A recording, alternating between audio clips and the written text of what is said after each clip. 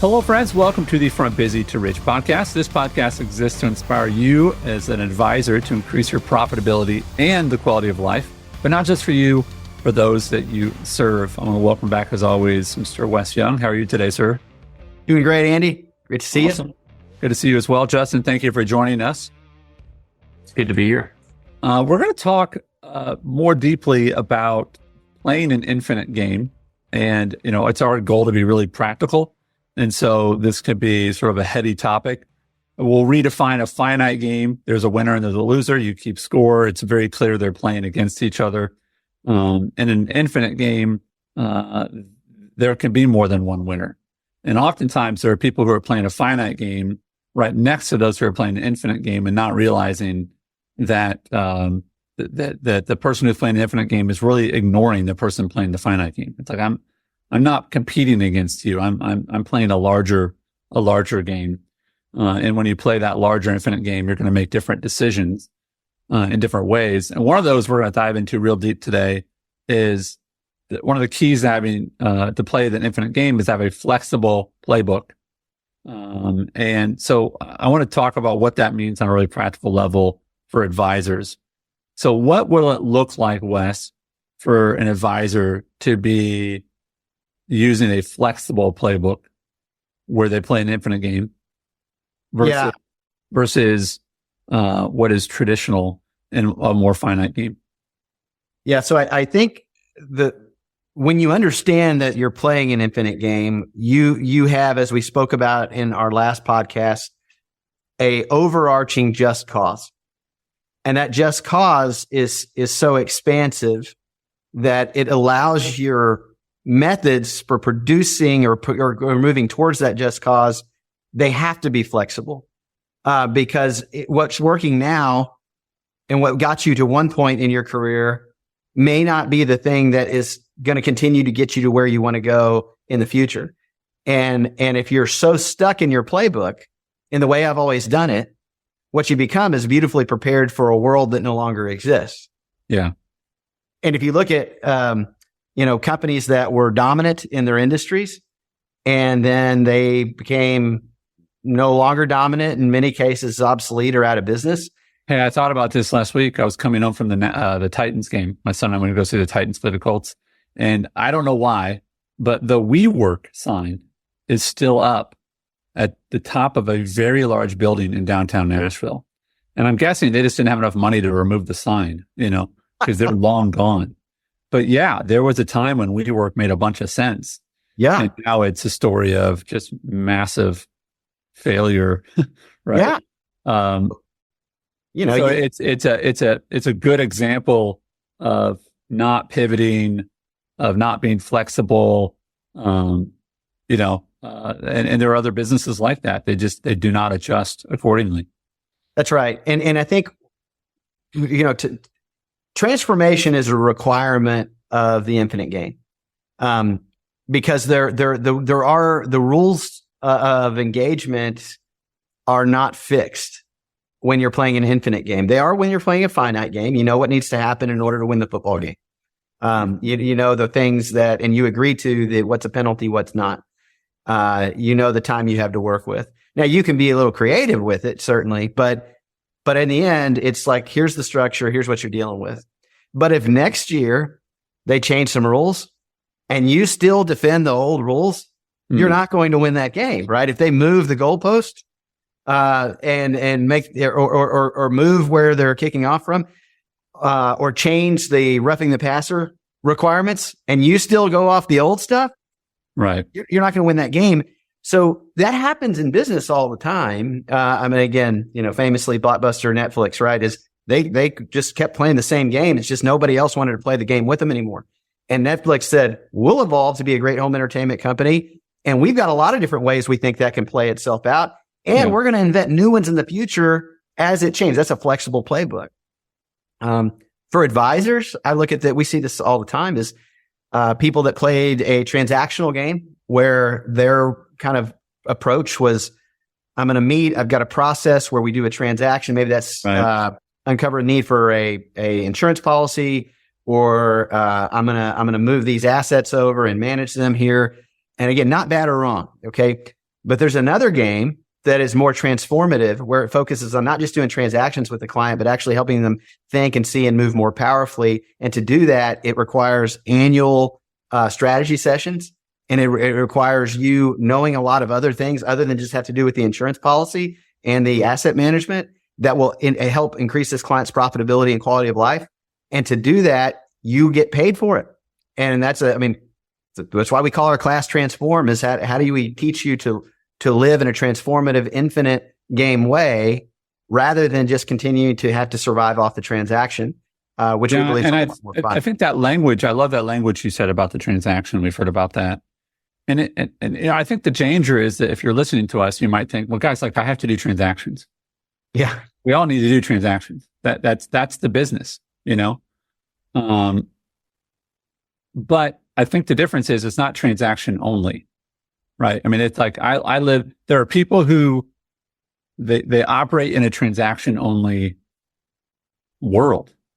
And you see this. It's like there is even people that they will only hang out with people. They choose their friends based upon, can I be transactional with these people? Right. I'm always, this is the person that wants to sit down with you about a business opportunity, and you went to high school together, da, da, da, da. And I'm like, well, okay, this is called an MLM, and this is a transaction, versus actually caring about the person, right? That you would only see a customer, and a certain kind of customer, which is one time, right? And if that's the case, then you'll do whatever you have to do to place that transaction. Versus transforming is to say, I'm going to play a longer game, a more infinite game. Yeah. So when you think about transforming, when you think about having a different sort of playbook, I'm curious about, you'd said something to us before about you need to marry the vision. Marry means lock it in. You're in it for life. The vision is the vision is tattooed. It's not being removed, right? Right. But only date the strategies, right? That the strategies are, they can come and go. Absolutely. Okay. Where do you see advisors not doing this? I want to make some people uncomfortable who are listening, because I want them to go, dang it, I'm married to strategies, right? And that's why I'm so frustrated. Yeah, I see it in a couple of ways manifest. I'll tell you a hard one, Annie, and this is where advisors that really want the next 10 years to look very different from the first 10 years, not meaning, look, if you made it 10 years, you beat the averages already. Because most people that get into the financial planning business, depending on the door you walk in, the odds are just terrible, right? That you're going to be around. So you've made it, but are you enjoying the game you're playing right now? That is the question I would ask you. And if I was to show you a new game you could play, which is what we do through Transform, and it's what I get super excited about, because I want to help increase the profitability and quality of life for the advisors that are listening to this podcast. And I know that if they operate in the context of a holistic fee-based relationship with a client, they're going to get to play a transformational infinite game with that client until that client or them run out of the will or the resources to keep playing it. And so much good happens when you use the right process with a client like that. You're going to do transactions with that client. That's fine. Those are going to exist, but you're getting paid for transformation. When you get paid for your advice, you're getting paid for transformation, and you still get to do the transactions. They come along with it. So I think for most people that get stuck, it's one, they don't have a path. They're like, show me a new game, because I'm tired of playing this one, or this one's just it's a game that I'm playing right now, and I want to retire from it at some point. Yeah. And so that's why go ahead, Andy. Well, I was going to say, maybe their path is the next transaction, which is not really a path, right? It's like, I'm going to go, it's like having to go to the well versus have a well. You could go get water every day, or you could use your energy to find your own well. And it's on your own, the idea that you're only as good as your next transaction.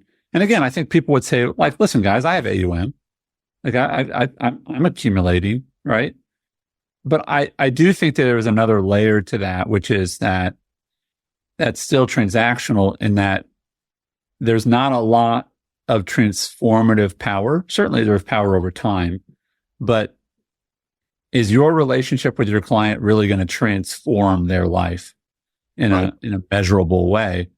And frankly, one of the things that, having the privilege of talking with hundreds of advisors, one-on-one and collectively as you have and I have, is some of them are doing really good and they're bored.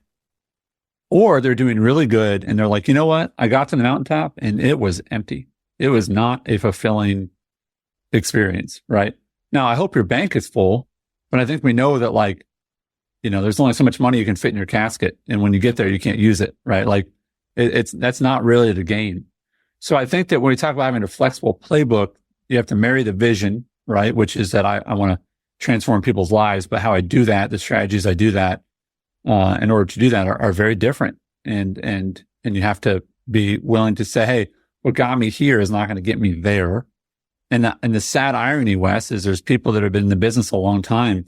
They're not using any of the things that are their greatest value, which is their ideas and their ability to, to create unique plans for people. They just place a bunch of product, Yep. Tell me about why you named your Transform series Transform. Yeah. It's totally rooted in this concept we talk about all the time of normalizing new, is that our greatest opportunities are not about abandoning your normal necessarily or rejecting new, but keeping tension between the two. And where that fits in is there are things that we do right now to execute upon our vision that are really important. And there are things that we don't know about. They're not even invented yet. They're not even on the radar that are going to allow us to do that better than the things we're using today sometime in the future. And if you don't believe that, what you spend your life doing is defending the way it's always been done. You are not a transformer. You're a transactor in the way you already think. What we want is people to help think and see and move more powerfully. And to do that, you have to have this space in your mind that you believe transformation is possible to a better state. And it's actually fundamental, I think, to the human soul that we were built to make things better. You and I were built to make tomorrow better than today and today better than it was yesterday. And so you can't have better without different. You can do different and it not be better. Certainly we've all got stories about that. But the transformation mindset speaks to, I'm going to be the person that consistently believes is out there, looks for, sees and seizes, and tries on things that are going to help make things better in the lives of myself and the lives of my clients and the lives of our team than they are today. So transform is deeply rooted in not just all the things you could go do, but that thing in us that still won't do it, is like, it's because I'm defending the way it's always been done. And I got good. I made money off this. It was successful. News never added to your bottom line. It's never created $1 for you because by definition, it's new. It's not a part of what you're doing. So transform is really to get yourself out of the way and to look at the other ways you could play the game than you're currently playing it. Look at it in a way, does it better? Is there an evolutionary way that would better support your just cause, the place that you're trying to end up? And then blending that in on a regular basis to the rhythm of your life.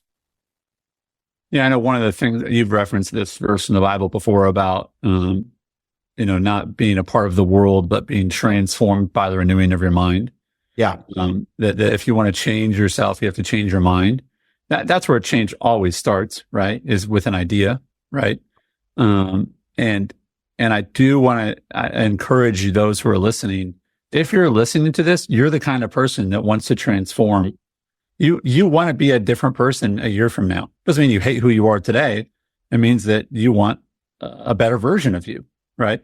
And it might sound a little overly simplistic, but I just got a new iPhone. I love it, right? Now, is it 10 times better than the last version? Heck no. They never are, right? It's probably 5% better, right? But I'm okay with that. I want things to get better over time. And I think that if you're the kind of person that's listening or watching this, you do want to transform. You do want to get better. But I think there's a larger conversation that you need to have internally, that we all need to have internally, which is, but are we playing the right game? And I think the tension that we have is that we're pulled back to that finite game all the time. Yeah. Because in politics, there's a winner and a loser, right? You're never allowed to have ties. There's a tie in the Senate, the vice president comes in and breaks the tie, right? So, in sports, maybe there's some people that are okay with ties. I hate ties in sports. I hate them. I had one this year in baseball, and I thought I would have rather gotten rained out. I don't want to play if there's a tie, right? But that's a kind of game. But versus waking up every day and saying, I can win, and so can a lot of other people, and so can my clients. But in order to have a flexible playbook, I want you to wrap this up, Wes, with this. What are some practical things that advisors can do to make sure that they're continuing to have a flexible playbook, that they're continuing to be open to changing their habits, what they hear, who they're around? What are the things that advisors need to do in an industry that a lot of people think has not changed very much at all, in order to transform their thinking, transform their business, knowing that the world around them is changing. And if they don't, they're going to be left behind. Yeah. I want to give some kind of today action things and then some things that they can implement over time. One of them is literally have a playbook. Like you like every Monday when, Justin, Cody, and, Steph and Preston and I are in our prep sessions, we call it a narratives checklist, but what it looks like is it's like hundreds of ideas that are categorized and cataloged that is worth thinking through where a client is relative to where they're trying to end up. What plays are going to be relevant to them? What strategies or tactics are going to be relative to them other than just the ones that we do most of, right? Because you have those are ingrained in your head. They come up, and not having to try and like recall them. So we got a literal playbook that sits over there that helps us to be, not just doing the same thing we've always done for 99% of the clients, but for this one, there may be a strategy that applies that didn't apply to them that, boy, it's a game changer for them. And if you think about it, and this is like a coach that's on the sidelines at a football game, and they've got the big old glossy sheet, that has all the plays. They've scripted a lot of the game plays already. They've got a game plan, right? We're going to run these plays. We think this is what's going to work. Then the game happens, and they go, oh, maybe we don't want to just keep running the ball because this is not taking us where we want to go. Or our running back got hurt, right? Yeah. Or the running back. This happened. I was at the Titans game, as I mentioned before, like Derrick Henry. Yeah. Phenomenal athlete. He got hit. He had to go to concussion protocol. He's out of the game, Yeah. And so what that's what they stopped doing, running the ball. Yeah. Well, what's working maybe isn't the best thing in this unique circumstance. So keep your mind malleable to not just here's the standard that we agreed upon or the thing I thought was good. Like I love when we had Carl Richards on the show and he says, look, don't be a defender of an outdated map. Be a guide in an uncertain landscape. Because that is what every single person listening is. You need to be a guide in an uncertain landscape if you're doing this well, not a defender of an outdated map. So to have all the possible angles you can pull. And we give that to you in Transform. That's a part of it. Our playbook, our list of all these ideas and we teach it to you. So I think that's a critical thing is in the actual process, don't get stuck in the 5 things you normally talk about with clients. Like those are good. They probably apply. Use the rest of the playbook. Open it up. Real time. Be malleable. Be flexible. So I think there's that. Justin, were you going to say something on that? Do you have? No, it just more of the same, right? Like Mike Tyson's quote: "Everyone's got a plan until they get punched in the mouth." Yeah. Or his updated version is so you got a plan right until you make first contact with the enemy or something happened. Yeah. You're doing AUM and it's a bad year and you get a call that you didn't think you were going to get. You're like, I made you X amount last year. We're doing a fraction of a percent this year, but now you want to move funds. Or like, what's your plan? And if some of it needs to be something that survives no matter what. Like you don't just wipe out the playbook because it didn't all fit this time. Like some of it still survives. And then what can I do to adapt and make better from this position and accept to a degree, accepting like your new reality. right? That things have changed. Like, how can I adapt to move forward? And I would say the second big way, and then we can kind of land on this, is right now we're in a perfect time of year. I think when this episode airs, it's going to be right at that New Year's kind of time frame or close to it. And it's a natural point that people stop and they ponder, they think about where they're at and about where they want to go. And I would say this is a great time to say, hey, I'm going to try on my mind a not a finite game for where I want to go. I want to try on in my mind an infinite game. Where do I want to go ultimately? Because that word enables you to see things you wouldn't see otherwise. Not what do I want to have immediately, because you're going to have those too. Where do I want to go ultimately in light of the games I see other people playing?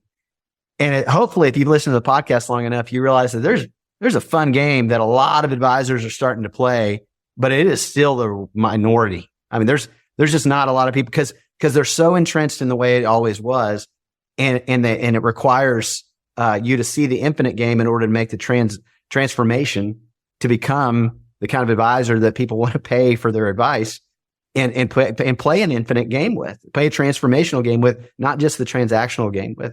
So I would say think about that. I would consider coming to our class. We got a class kicking off in February of 2024, depending on when you're listening to this, that you can get signed up for here right now.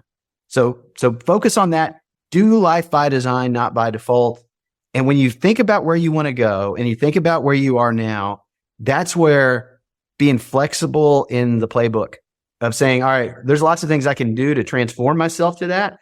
I haven't taken transform before, but I'd like to, because it's going to help me see and think and do things differently.